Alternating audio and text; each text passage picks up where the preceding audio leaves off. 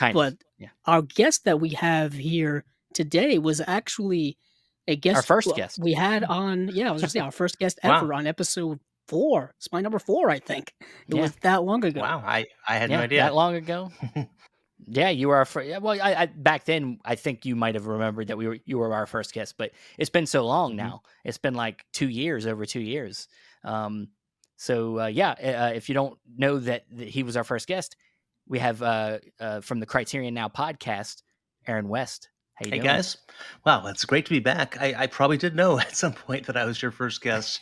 And what's funny, Stephen, is remember I asked, "Hey, was my show the first time you were on a podcast?" And it was. So there's a lot of Yeah, yeah. firsts. But yeah, you've done. I've been very very proud of you guys watching for the last I guess 92 episodes. Or yeah, 92, yeah, and yeah, and also I love the awards show, Stephen. Oh, I thank saw you. you put some of my jokes on the screen, so I felt very very validated. So thank you for that. Oh no, yeah.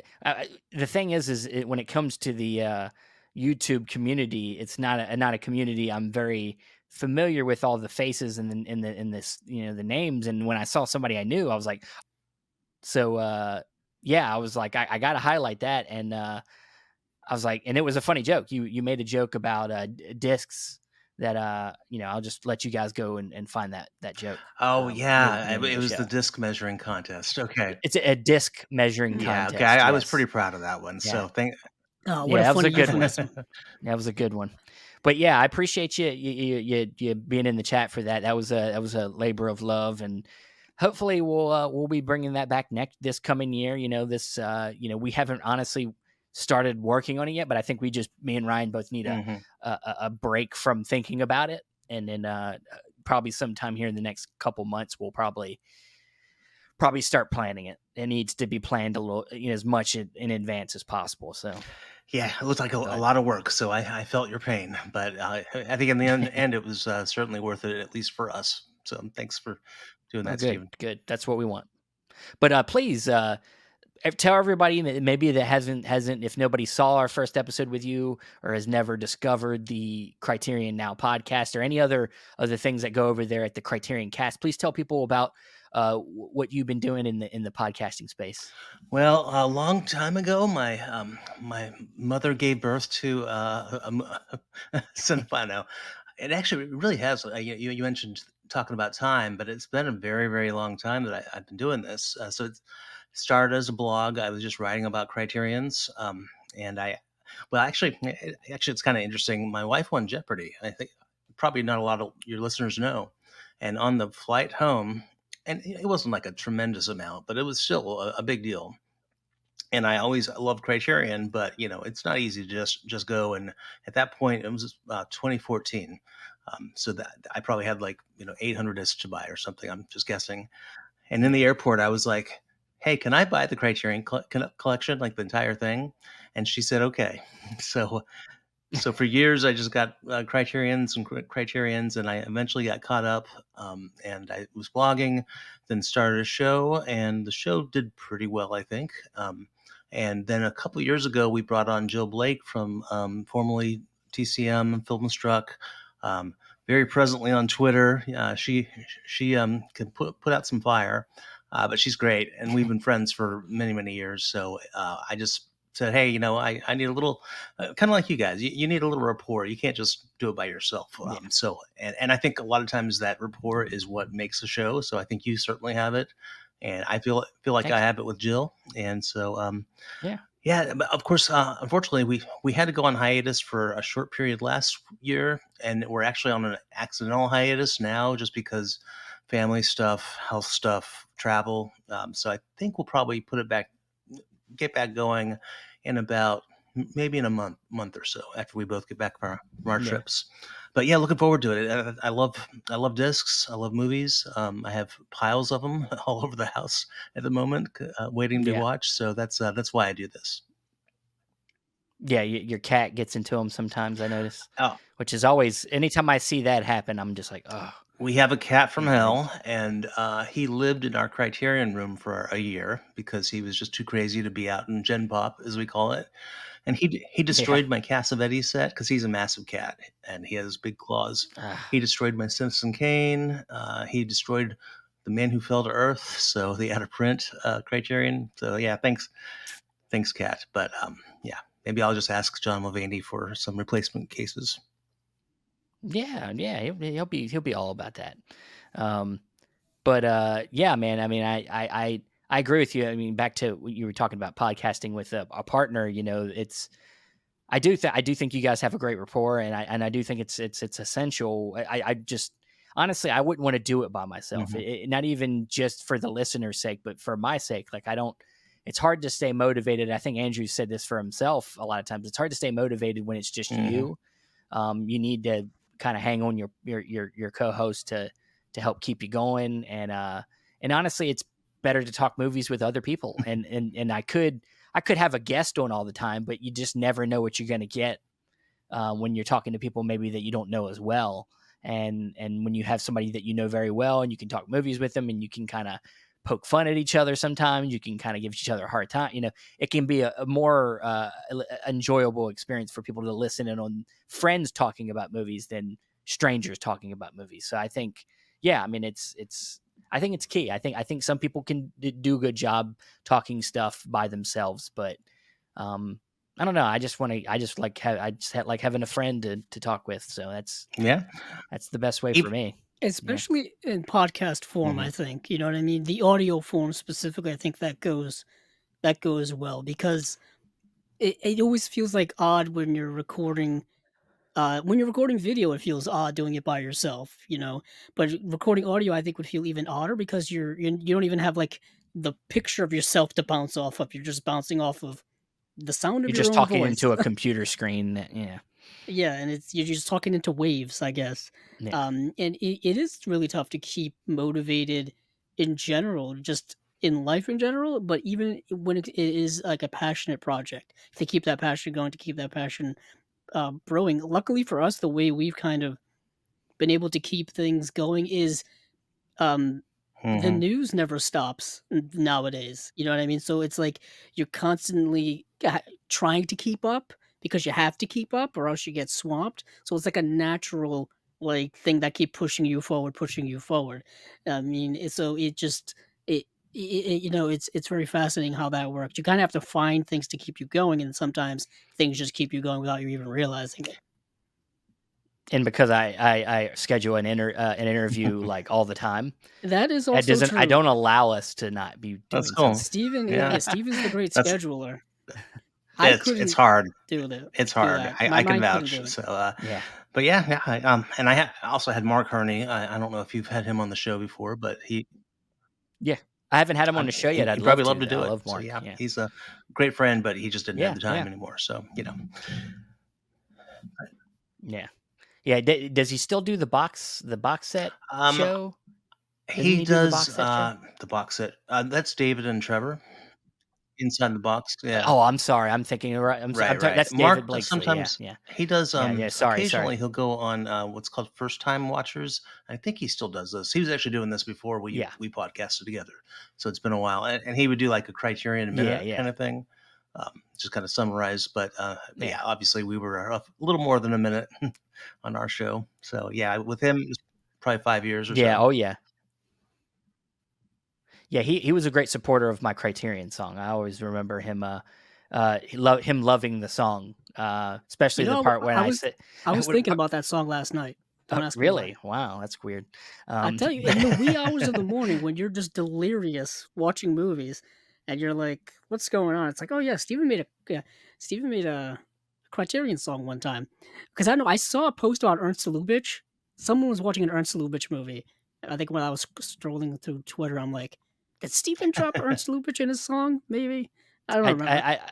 I, no, it wasn't Lubitsch. I think you're thinking of Dietrich and von Sternberg. I think I might have referenced in Oh, the okay, song, yeah. maybe. But it's one, that doing boutique label songs is a thing on my list of things I would love to continue to do. Like make an album of like just tons of like just maybe like 10 songs that cover different things about collecting and boutique labels, and do an album. And I don't know what I'd call it yet, but I would like to do that still. It's just something I just haven't gotten around to. Maybe on a vacation one of these I'll just drop something really quick. Now don't think about it too Could be much and then just put it out. Billings, Chasing Um, Labels, the album. I see that's so simple. You're making it seem so easy. Well, you could work it I into the Yeah. show. I I mean, could, but no, then you I'll could get to sell it. it. You could sell it, I could make s money. You guys, I you're love making it. it sound like I could do something really good, and we don't know if that was one good It song. was a fun, it People was a pay for fun song. People everything love that and song too, anything. Stephen.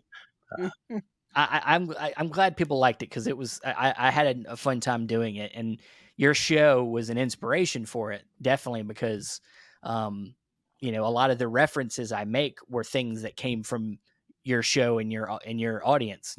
Specifically, of course, not saying the word hall, which was a reference that was strictly from your community, where I can't remember who it was, but they said, "Why do people say hall? Why, halls, like I hate hearing the word using the term hall, a hall video." And it's like, so then I use that as a reference in my song. But yeah, it's that was a fun thing, and I like to do it again. Um, Well, July's and almost yeah, here, so Stephen. So um, you could do it. Well, if they I have a could do a sale, part two. I'm not Could do, certain yet. So we'll see. oh no, don't tell W me that. we Don't tell say me that that. we've been saying that I think for at least the last 4, 5 years, and then they always happens, but Well, you do they've never kind of. know. I mean, Oh, sorry.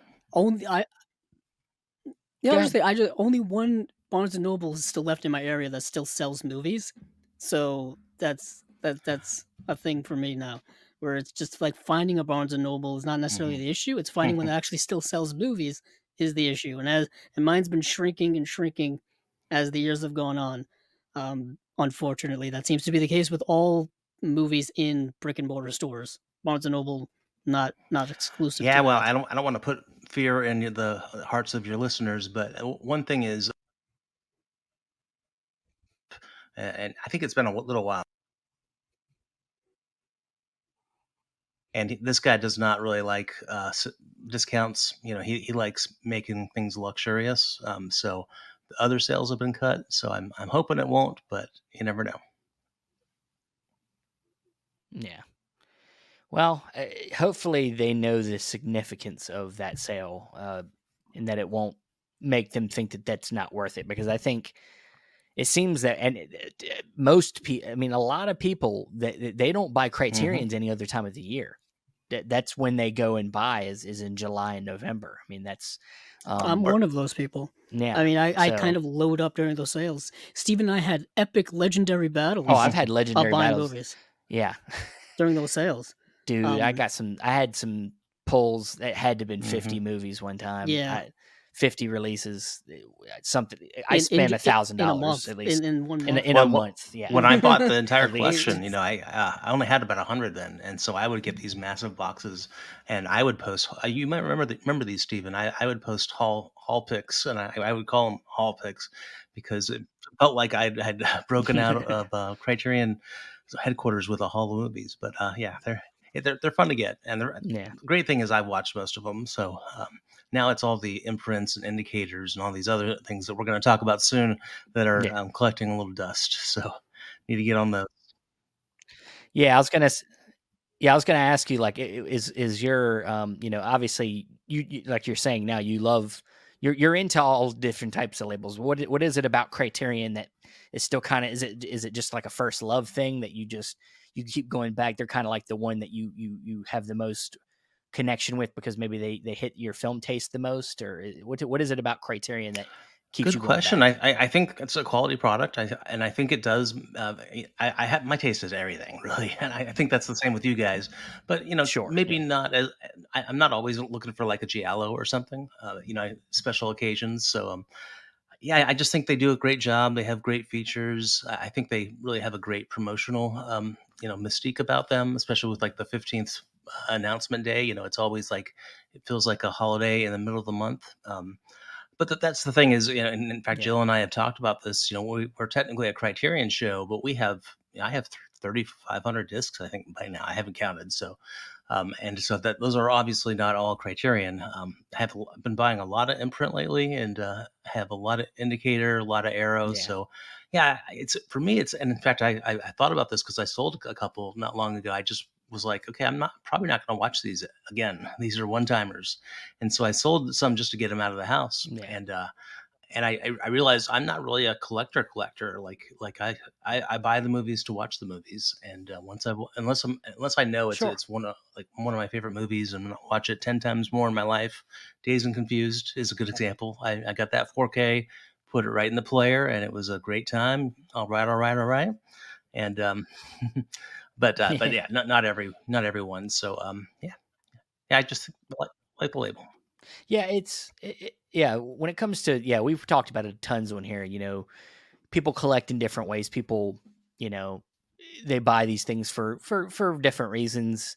And we're always promoting the watching of it's all Mhm, about the movies, guys. I mean, it's always about discovering something new and yeah, I mean, I think sometimes you have to. I've even been doing it myself lately, just thinking. I mean, if I can find the time, kind of going through my films and kind of deciding if something's really needs to still be here. Because as much as I got a decent amount of shelf space still kind of left, like I need to start, parsing out some stuff. Like it's not.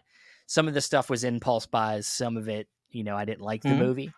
I got some stuff in all over my collection where I've bought movies and I've blind bought them and ended up not liking the movie that much, but I still have them. So I need to weed out some of them. And yeah, you got to make, um, you don't want to just start collecting. You don't want to start hoarding. You want to be about, there needs to be a certain level of curation that you got to do for yourself, not to impress people. You don't need to, numbers are nice. Having a large collection is impressive, but it's not. Don't take this away from me, Stephen. Let me show off my stuff. It what's interesting is that you're right. Over time, I think you start Yeah. tailoring your collection more and more to the way you want it to be specifically for you. I mean, and people are into all kinds of different stuff. I've seen people who have collections just specifically of a certain mhm, genre, just action movies, just horror movies, some comedies. Some people just buy specifically from one label, and that's about it. It's very interesting how like that works. For me, it's also kind of like I like to have a bit of everything, like a bit of a mhm. renaissance person, I guess. I guess it's kind of how I structure my life, being a bit of a renaissance man, know a little bit about a lot so that you're never not out of a conversation, you know? Yeah. I may not be a like I may not be a diehard Giallo fan. Like I may not know everything about Giallo, but I do have some of the movies. I do have a sense of reference points. I do know generally what you're talking about, so I'm not completely lost in conversation with people. That's kind of the way I kind of structure my life in general.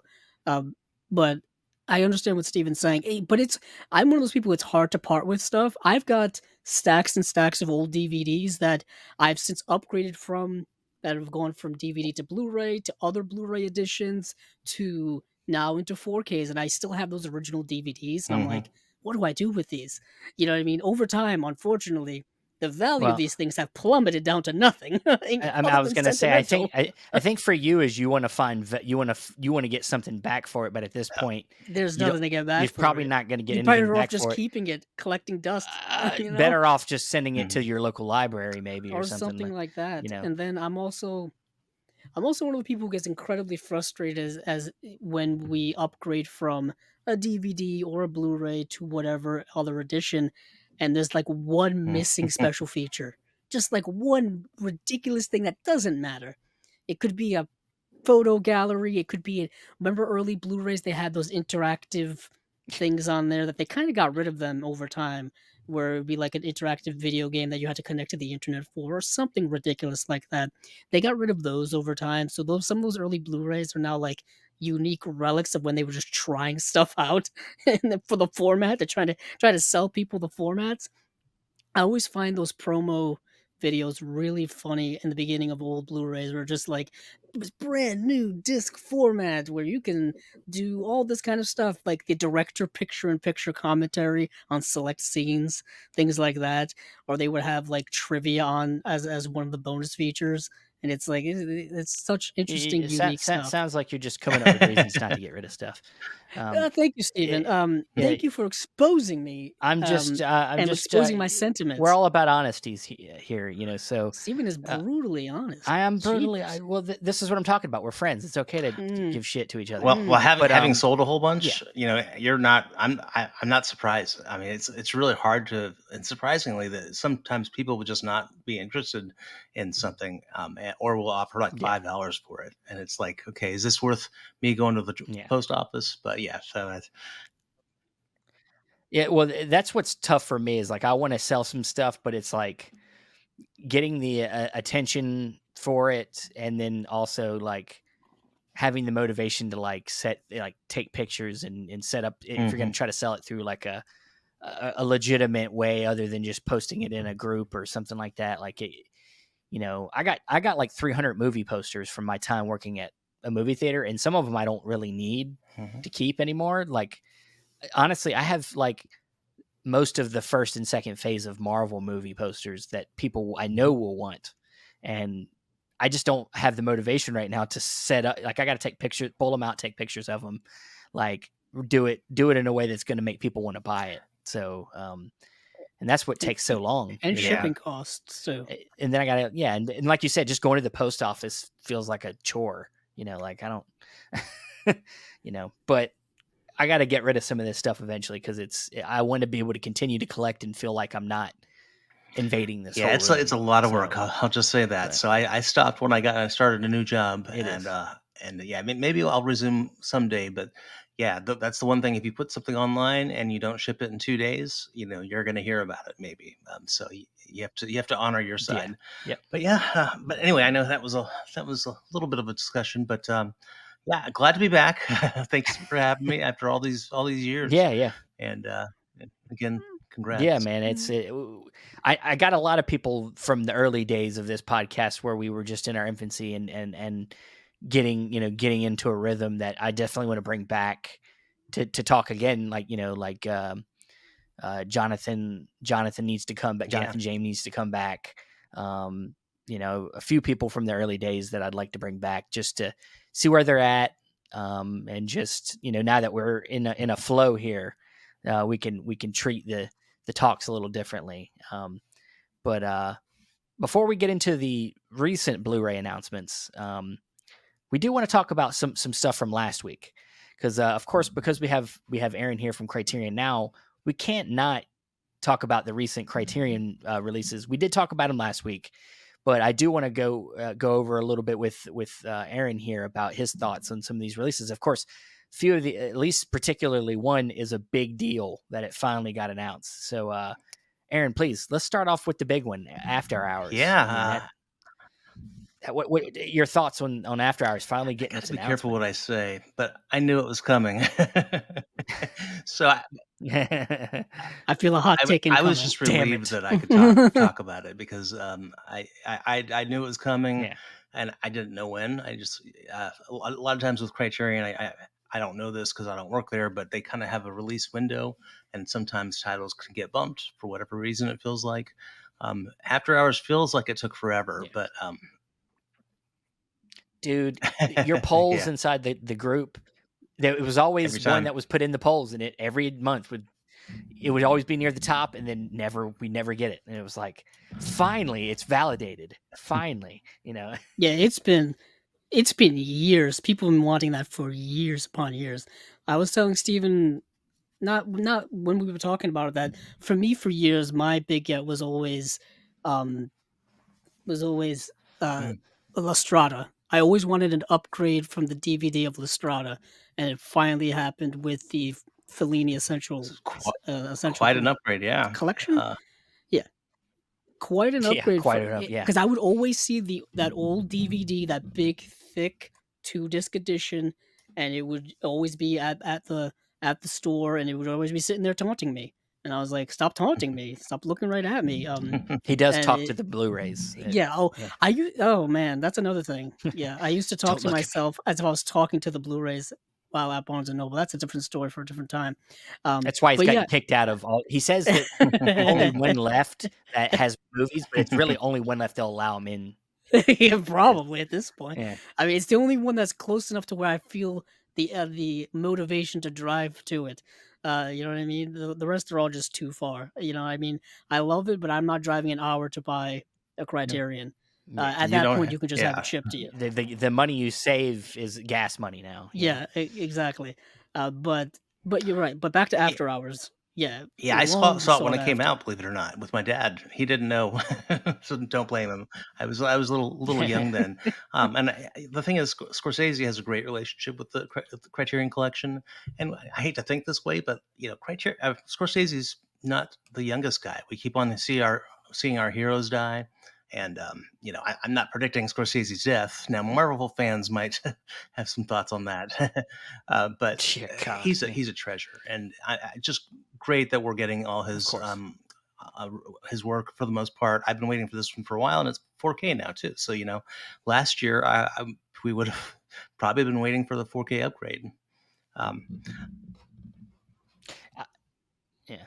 I was glad that it was a 4K. That's what was the biggest surprise. I knew we would eventually probably get it, but the fact that they put it in 4K was like the biggest surprise I think of the release. mhm. Well, So, yeah, I think it's been so anticipated and so looked forward to that eventually they skipped over a format because it took so long.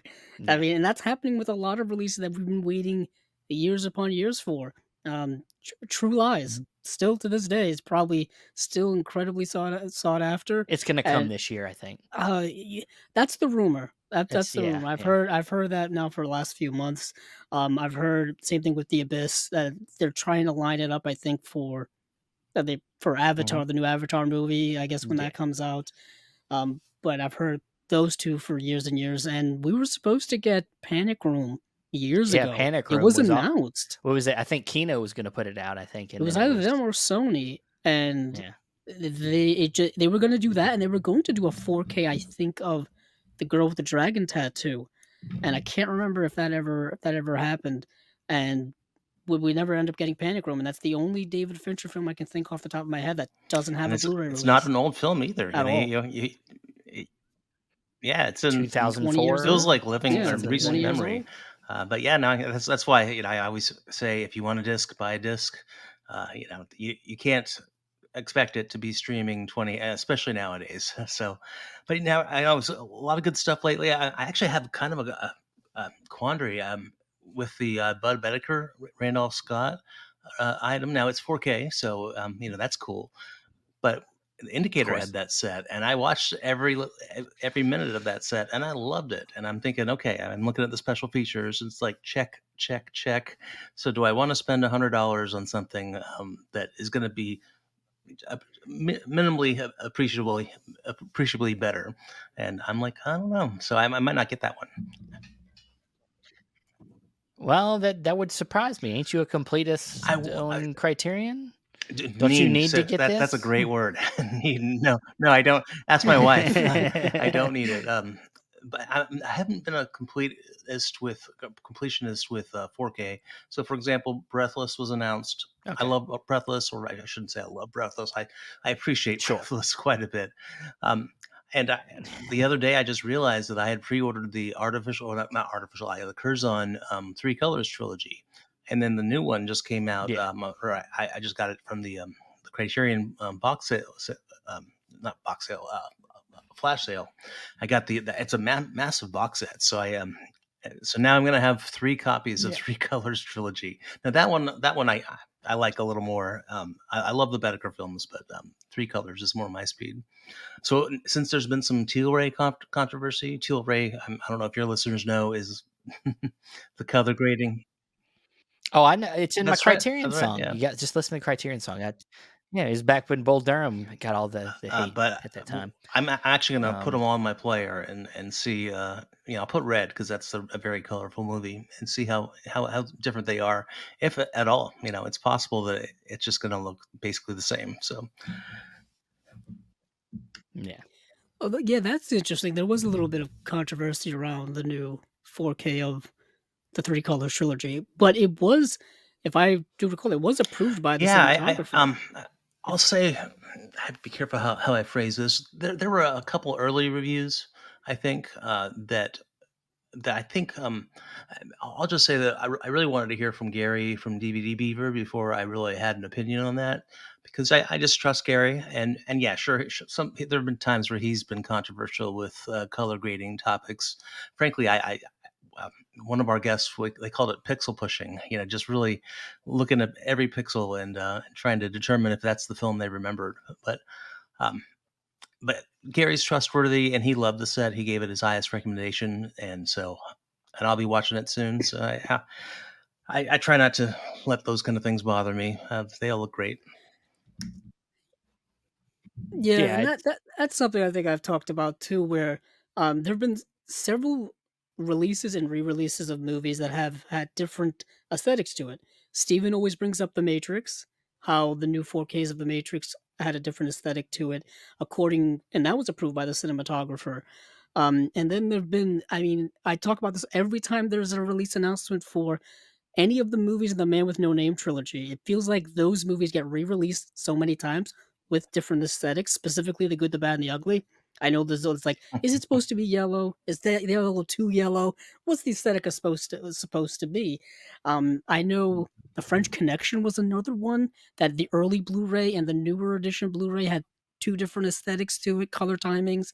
One was warmer than the other, if I remember. Like they would always show a screenshot of like green grass, and the grass was greener in one and kind of more washed out in the other. And of course, there's so many arguments on the Blu-ray forums about all of these things, and it gives me a headache Yeah, me, sometimes. me too. Yeah. yeah, but it's so yeah, the yeah, I'm with you. That Bud Bedecker set is great. I actually kind of went through it the other day before we talked about it, and it's tough, man. I mean, and not even just on a the fact that Mhm. packaging is nice as well. I really enjoy that and any indicator box set's just such a well put together Solid, solid thing. simple, Um, simple, and solid. That's what I like. yeah. Um, but we of course got some other things. Of course, you did bring up Breathless did get a 4K upgrade was one of the other things, and I think we as we always say with things that are kind of getting upgrades. It might be the first time somebody Mhm. buys something, and this might be. I mean, for them, this would be the best version, hopefully, of that thing. So, it's not always a bad thing to see the re-release of something that is kind of an essential of course, kind of a essential for the Criterion Collection starter Yeah, Sure. pack kind of yeah, thing. that was literally Yeah. my whole thing, Aaron, was that, like, I feel like there are certain movies within the Criterion Collection that's, like, it's like Criterion Mhm. 101, Criterion Essential Basic, if you're just starting out, and I feel like 400 Blows, Breathless seems to always be in there. Like, I guess I am biased because I go back to when I started collecting, and every single time I saw a list or a video or something, those movies were always there at the beginning of it all, and Mhm. yeah, that I always feel like that's essential, and it's been re-released Yeah. several times. It had 2 Blu-ray releases. One was the standard Blu-ray, and one was when they were starting out with the dual formats. They re-released Breathless, and then, of course, the 4K now, and it's And yeah, then it's essential. I believe they Studio Canal Mhm. put out a 4K Yeah. too last year. So so yeah, it's had its time.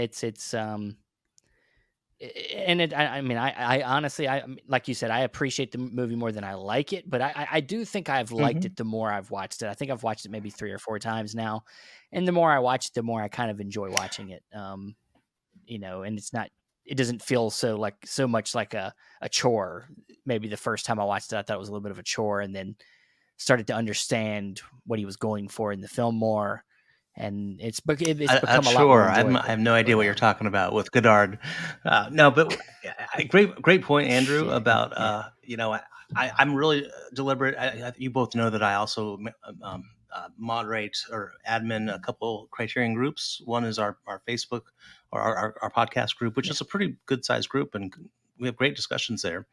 The other one is like 16,000 people, I think. I haven't looked lately, and it's a lot tougher. But the thing is, I'm very deliberate about not wanting to like gatekeep and say like, oh, sure, Yeah. I don't want a disc measuring contest. I want if somebody has not Yeah. seen Breathless for the first time, then congrats, you won the Breathless lottery. You got the best version when it was your time to see it. Does that mean I'm going to buy it? No. Maybe someday, but I just love seeing people discover films, whether it's Criterion and Andrew. Great point about like I don't want to say uh, the um, like the essential library, but just like those titles you associate with like old Janus. So like the Italian neorealism, the French New Wave, of course, American New Wave. There's a lot of great ones. So yeah, it's a great time to be alive if you want to watch movies. Oh yeah. And some of the other ones we got in the announcement, the hmm watermelon woman was the other big one. I think people have been waiting a while to get that one in the collection. Um, Tell us any I thoughts haven't about seen that it. one? So it was on the channel for like I think it's probably still on the Oh, channel. But I've heard a lot about it. I know there's yeah. nothing. I don't believe it has anything in connection with Watermelon Man, which I've seen, which is the Van Peebles. But No. Cheryl Dunn, I believe. So I'm really looking forward to it. Is the name? Dene, yeah, is it pronounced Dene? Okay. Denier?